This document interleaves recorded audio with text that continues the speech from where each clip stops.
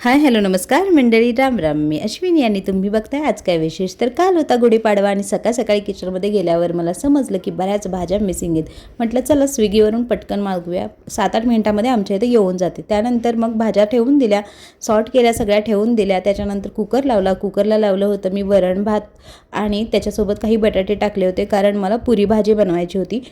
त्यानंतर चहा बनवायला ठेवला. चहामध्ये आलं आणि वेलची ठेचून टाकली की चहा एकदम मस्त लागतो. इकडे चहा एका साईडला कडत होता, तोपर्यंत च्या शिट्ट्यासुद्धा झाल्या.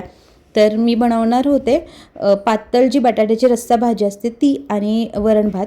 तर बटाट्याची रस्सा भाजी पुरीबरोबर खायला छान लागते. इकडं वरणाला फोडणी देऊन घेतली. एकदम सिंपल असं वरण बनवायचं होतं. तर असं मस्त घट्ट वरण रेडी झालं. त्यानंतर त्याच्यात कोथिंबीर टाकली, कढई उतरून ठेवली आणि मग तिथेच दुसऱ्या पॅनमध्ये भाजीला फोडणी दिली. तर बटाट्याची रस्सा भाजीसुद्धा रेडी झाली. छान लागते पुरीसोबत. तुम्ही पण नेक्स्ट टाईम नक्की अशी भाजी ट्राय करा. त्यासोबतच मी श्रीखंड जे आहे ते ऑर्डर केलेलं होतं आणि मग मी पुरीसाठी इथं कणिक मळून ठेवली. थोडासा बारीक रवा पण त्याच्यामध्ये टाकला, तेल लावलं आणि ठेवून दिली. त्यानंतर आवरायला घेतलं. मस्त अशी चंद्रकोर साडी नेसली, ट्रॅडिशनल ज्वेलरी घातली, त्याच्यावर सगळं काही चंद्रकोरमध्ये, हो की नाही. आणि अशी छान अशी मराठमोळ्या लुकमध्ये रेडी झाले. नंतर आमच्या बाल्कनीमध्ये जिथं गुढी उभारायची होती तिथं पाट ठेवला, त्याला छान रांगोळी काढली, पूजेची तयारी केली. अहोनी तोपर्यंत गुढी उभारली होती. गुढीची छान अशी पूजा करून घेतली.